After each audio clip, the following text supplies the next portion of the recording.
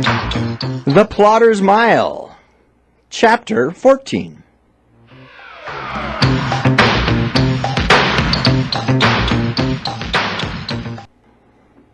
Paula was sitting in the corner of Greg's front room crying. Greg had done his best to try to comfort her, but this time it wasn't about him, and he wasn't making much headway. "I'm hurting people, Greg," she wept. "Just like when you got shot. Now people are watching over their shoulders for this Raymond Johnson guy, and who knows who he'll shoot next. The last words out of their mouths will be, 'You're that guy Paula Rogers was talking about on the news.'" And she began crying again. "Come on, Paula," said Greg. "Where's that tough blonde I saw interview that serial killer? And how about that child pornographer? Those were harder than this case." Paula shook her head. "The serial killer didn't kill anyone I knew. I led this guy Ray to this city, and now Larry is dead and you've been shot." Greg was finally beginning to get that this was more than just being about the violence against people she had known, but that Paula was feeling personally responsible, like an accessory to the crime. Greg had been trained about what to do when witnesses began to feel guilty by association, so he kicked it into high gear. "Look at me, Paula." She stopped whimpering and sniffed. She looked up. "You didn't do this. He did. If you had told me you didn't want to do the story, I would have called until I found somebody who would do it. Plus," he said as soothingly as he could, "there is no way we can control what others do. We can only control what we do." This was probably the wrong thing to say to her. She pushed up her sleeves, squared her shoulders, and said directly to his face without hesitation, "That's why I'm going to quit the broadcasting business. Then I won't be hurting anyone else." John was back to making lists. He was feeling so confident that his luck would hold, he had decided to prioritize his wish list. Just a few things for himself, like a jet ski or a motorcycle. Then a few things for Reba, like the hot tub Shia was always talking about. Maybe a diamond bracelet, or an Alaskan cruise. It didn't hurt that he could also use Reba's gifts, except the bracelet. He almost crossed it off. College tuition for the kids. Maybe a cabin, maybe the rest in savings. $100,000 didn't go as far as John hoped it would. As John was scribbling away on his list, his principal came in and tapped on the open door. "Can we talk for a minute, John?" "Sure, Scott." He cleared a space for his boss to sit. "Sorry for the mess." John's office was always cluttered with scripts, assignments, and books. Scott always got right to the point. "Everything all right? I mean, is this shooting and murder thing interfering with your classes?" John smiled. "I have become the celebrity of the day, and everyone wants to hear the story. It mostly interfered with my lunch today." Scott chuckled. "So much for duty-free lunch, huh? Everyone wants to hear all the details?" "Yeah, and the kids keep trying to get me to talk about it," John said. "Well, you look like hell, but keep up the good work," Scott said. "I know you won't let this stuff affect your work." And that was that. Scott was all business, and hadn't even asked anything about the gory details that were spreading around town, especially the rumor about Ray and some kind of ice pick. Scott trusted John. John trusted himself and went back to making his list, thinking for a minute he really should get back to grading those papers. But maybe he would jot down just a few items more for the kids while he still remembered them. Ray didn't like being tied up, but here he was on the ground, eating the dust from the dirt road, and Simon was hog-tying him, literally. Just when Ray thought he might be able to knock the gun from Simon's hands, he was already tied. "Nice knot, eh?" said Simon. "I was the all-around cowboy champion, mostly because I could tie up a doggy in less than 2 seconds." "Who the hell cares how you tie up your dogs?" Ray spat out, also spitting out mud. Simon just laughed. "A doggy is a calf. You jump off a horse and knock it to the ground and tie up its legs. Just like you're tied up now. Now get on your feet and start walking down the road." "What makes you think I'll stay anywhere close to where you tell me to go?" insisted Ray. "What's to stop me from just running into the woods?" Simon spat some tobacco onto the ground. "Well, Bertha, that's my shotgun here, makes a pretty wide spread, so I don't have to shoot so exact as you and your fancy pistol here." Simon crammed Larry's gun into his overalls. "Plus, you can run through the woods if you want, but that's just the kind of noise a deer makes, and the black bears come running when they hear that." Simon decided to let some of this sink in.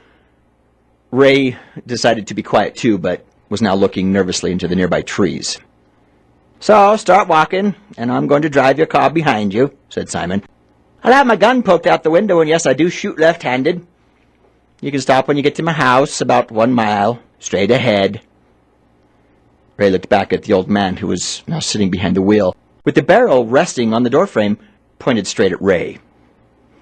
The car started up, and Ray recognized that it was time for a strategic retreat, like when he let his brothers think he was really hurt in a fight. When they came up to get him to stop crying, he would jam his knee into their groin.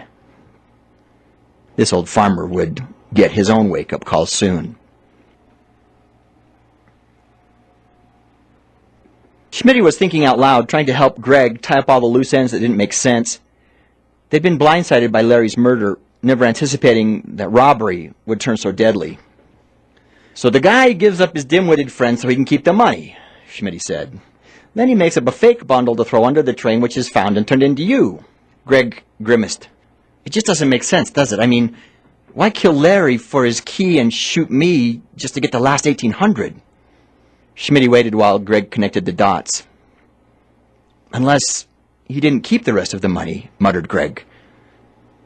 "Unless the rest of the money is somewhere here in town."